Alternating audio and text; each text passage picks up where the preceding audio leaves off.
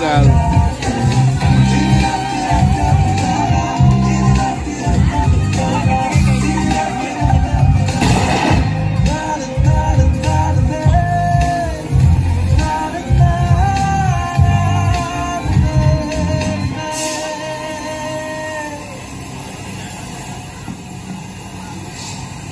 কি হল তহঁতে মোক কি একেবাৰে ওপৰলৈ পঠাই দিব খুজিছিল নেকি এতিয়া যাব হোৱা নাই ঢেৰ কাম কৰিবলৈ আছে